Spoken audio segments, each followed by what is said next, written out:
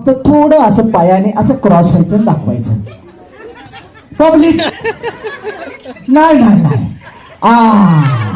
ये देखो वहिनी का हेअर स्टाईल, सब उभा 2-3 आडवा. थँक्यू. जोरदार टाळी झाली पाहिजे. आता काढून घेऊ शकता आमची टीम लगेच. वहिनी तुम्ही झोपीत आहेत का? हा, एवढी शांत बाई मी पहिल्यांदा बघितली. काय प्रॉब्लेम आहे नेमका तुम्हाला? नवरा रागाने रागवतो का प्रेमाने मारतो?